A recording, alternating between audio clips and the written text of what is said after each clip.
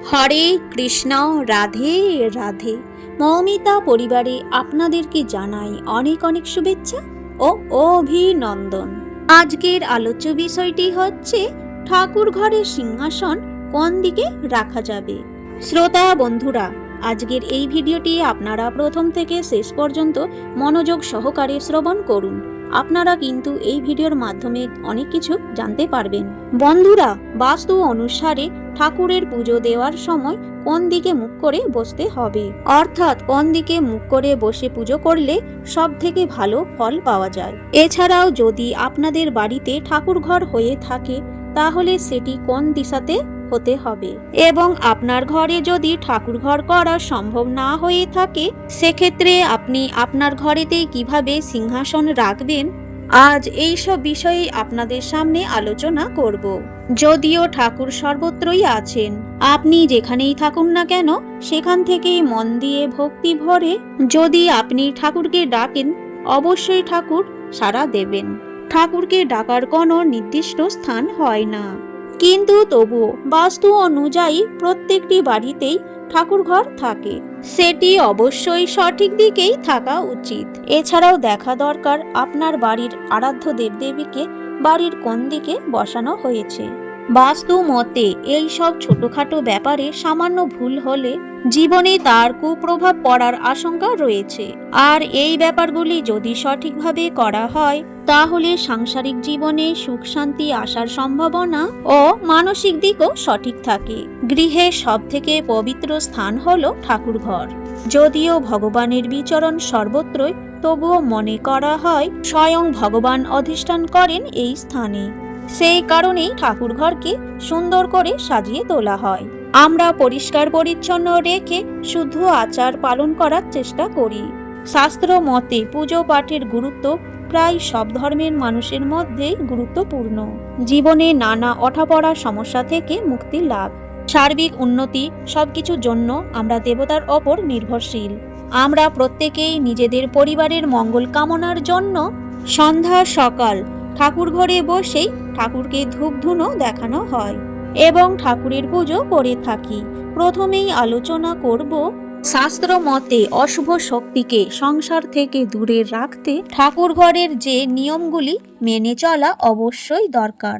তা হলো ঠাকুর ঘরের দরজা যেন লোহার না হয়, সেই দরজা যেন স্বয়ংক্রিয়ভাবে বন্ধ না হয়ে থাকে। ঠাকুর ঘর এমন জায়গায় তৈরি করতে হবে যেখানে সারাদিন আলো বাতাস চলাচল করতে পারে। এমনটা না হলে নেগেটিভ এনার্জির প্রভাব বিস্তার হতে পারে। এবং যদি সম্ভব হয় ঠাকুর ঘরের আশেপাশে তুলসী গাছ লাগানো যেতে পারে। ঠাকুর ঘরে ঘন্টা অবশ্যই রাখতে হবে এবং পুজোর পর প্রতিদিন নিয়ম করে ঘন্টা বাজাতে হয়, এতেও নেগেটিভ এনার্জি দূরে সরে যায়। ঠাকুর ঘরের রং সবসময় হালকা হওয়া দরকার। বাস্তু মতে ঠাকুর ঘরের দেওয়ালে হালকা হলুদ বা সাদা বা হালকা নীল রং দেওয়া যেতে পারে। ঠাকুর ঘর তৈরি করার সময় এই বিষয়টি মাথায় রাখবেন যাতে বাথরুম বা রান্নাঘরের থেকে দূরে হয় ঠাকুর ঘর। ঠাকুর ঘরের প্রদীপ সবসময় দক্ষিণ পূর্ব কোণ করে রাখা উচিত এবং প্রদীপ কখনোই মাটিতে রাখা উচিত নয়। বলা হয় এতে সংসারের অমঙ্গল হয়। শাস্ত্র মতে ঠাকুরের মূর্তি যেন একে অপরের দিকে মুখ করে না থাকে।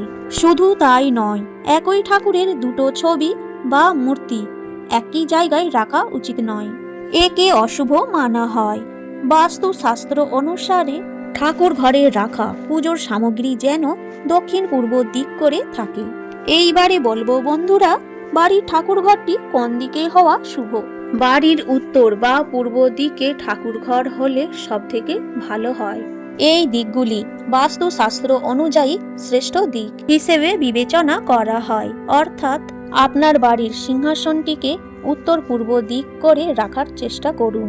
বাস্তু শাস্ত্র অনুসারে ঠাকুর বসবাস করার পক্ষে এটাই সঠিক দিক। তাই বন্ধুরা, আপনারা সবসময় চেষ্টা করুন বাড়ির উত্তর পূর্ব দিকে ঠাকুরের সিংহাসন রাখার, অর্থাৎ আপনি যখন পুজো করতে বসবেন তখন আপনাকে পূর্ব দিকে মুখ করে বসতে হবে। ঠাকুরের মুখ থাকবে পশ্চিম দিকে, অথবা আপনি যদি উত্তর দিকে ঠাকুর রাখেন তাহলে আপনি উত্তর দিকে মুখ করে পূজা করবেন। এবং সেক্ষেত্রে ঠাকুরের মুখ থাকবে দক্ষিণ দিকে। এইভাবে আপনাকে ঠাকুরের সিংহাসনটাকে সঠিকভাবে সঠিক দিকে রেখে সাজাতে হবে। বাড়ির ঠাকুর ঘরটি ঈশান কোণে রাখার চেষ্টা করুন। পুজোর ঘরে অবশ্যই একটি মঙ্গল ঘট স্থাপন করুন। আপনি যখন পুজো করবেন আপনার মুখ সর্বদাই পূর্ব দিকে থাকবে, সেইভাবে বসার চেষ্টা করবেন। ঠাকুর ঘরে সিংহাসনে রাখা ঠাকুরের মূর্তিটি কতটা বড় হবে সেদিকে অবশ্যই খেয়াল রাখবেন। বাস্তু মতে ঠাকুর ঘরে সিংহাসনে রাখা দেবদেবীর মূর্তি যেন কোনো সময় 2 ইঞ্চির কম বা 9 ইঞ্চির বেশি না হয়। ঠাকুর ঘরের জানালা পূর্ব বা উত্তর দিকে করার চেষ্টা করবেন। ঠাকুর ঘরে যেখানে ঠাকুর রাখবেন তার উপরে কোনো তাক রাখা উচিত নয়, অর্থাৎ ঠাকুর ঘরের সিংহাসনে যেখানে ঠাকুর রাখবেন তার মাথার উপরে কিছুই রাখবেন না। আমরা অনেক সময় ঠাকুর ঘরের ঠাকুরের বিভিন্ন কাজের জন্য জল রেখে থাকি, তবে এই দিকটা বিশেষ করে খেয়াল রাখবেন। ঠাকুর ঘরে যখন জল রাখবেন সেটা যেন তামা বা পিতলের হয়। এছাড়া শোবার ঘরে ঠাকুরের মূর্তি রাখা উচিত নয়। কিন্তু আপনারা যদি আর্থিক অবস্থার কারণে ঠাকুরের জন্য বিশেষ করে আলাদা ঘর তৈরি করতে না পারেন, তাহলে সেক্ষেত্রে ঈশান কোণে ঠাকুর রেখে সেই জায়গাটিকে পর্দা দিয়ে ঢেকে রাখা উচিত।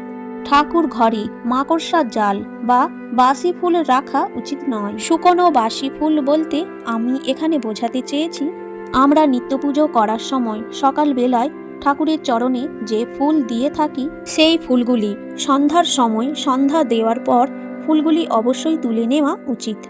অনেক সময় আমরা কি করি, ঠাকুরকে যে মালা পরিয়ে থাকি হয়তো সেই মালাটা ঠাকুরের গলায় 2-3 দিন ধরে রেখে দিই। এটা করা কিন্তু উচিত নয়। যেদিন ফুলের মালা ঠাকুরকে পরাবেন সেই দিনই সন্ধ্যার পর তুলে নেওয়া উচিত। অর্থাৎ শুকনো ফুল বা মালা কখনোই ঠাকুরের সিংহাসনে রাখা উচিত নয়। সেই ফুলগুলিকে আলাদা জায়গায় রেখে সেগুলিকে কোনো পবিত্র নদীতে বিসর্জন দিয়ে দেওয়া উচিত। বাড়ির নিত্যদিনের পূজা বা কোনো বিশেষ পূজা করা হোক না কেন, ধূপ ও প্রদীপ দেখানো হয়েই থাকে পূজা অর্চনায়। কোন প্রদীপ সর্বাধিক শুভ সে বিষয়ে হয়তো অনেকেরই সঠিকভাবে জানা নেই। এ বিষয়ে বলবো, পুজোয় আমরা কাঁচা পিতল, তামা বা মাটির প্রদীপ ব্যবহার করে থাকি, তবে খুব কম লোকই আটার প্রদীপ সম্পর্কে হয়তো জানেন। আটার প্রদীপের পৃথক মাহাত্ম্য রয়েছে শাস্ত্রীয় মতে। আটার প্রদীপকে শুভ মনে করা হয়। এই প্রদীপ বানানোর জন্য গমের আটা ব্যবহার করা হয়। গমে মাতা অন্নপূর্ণার আশীর্বাদ থাকে। প্রচলিত ধারণা অনুযায়ী আটার প্রদীপ প্রজ্বলিত করলে মাতা অন্নপূর্ণার আশীর্বাদ পাওয়া যায়। এই কারণেই আটার প্রদীপকে পবিত্র বলে মনে করা হয়। এছাড়া আপনারা মাটির অথবা পিতলের প্রদীপও জ্বালাতেই পারেন, কিন্তু আটার প্রদীপকে সবচেয়ে শুদ্ধ ও পবিত্র বলে মানা হয়। তবে এ বিষয়ে একটা কথা অবশ্যই মনে রাখবেন যে প্রদীপের সলতে যেন উত্তর বা পূর্ব দিকেই হয়। দক্ষিণ বা পশ্চিমমুখী প্রদীপ প্রজ্বলনে গৃহস্থের অকল্যাণ হয়, যেমন মানসিক চঞ্চলতা, আর্থিক ক্ষতি, গৃহস্থে অশান্তি, চাকরি বা ব্যবসার বাধাপ্রাপ্ত, হঠাৎ করে কোনো দুর্ঘটনা, এইসব। এবং অবশ্যই যেটা মনে রাখতে হবে, একটি প্রদীপ থেকে অন্য একটি প্রদীপ জ্বালানো উচিত নয়, কারণ প্রদীপ দিয়ে প্রদীপ জ্বালালে তার ফলে ব্যক্তি দরিদ্র ও রোগী হয়। অবশ্যই দেবীর বাম দিকে প্রদীপ রাখা উচিত। এই সব ছোট ছোট কিছু বিষয় মেনে চললে পরিবারের সুখ সমৃদ্ধি ও স্বচ্ছন্দ বজায় থাকে। আজকের এই ভিডিওটি এখানেই শেষ হলো এবং পরবর্তী ভিডিও আসতে চলেছে পরের দিন সকাল 11টায়। ততক্ষণে সকলেই ভালো থাকবেন, সুস্থ থাকবেন।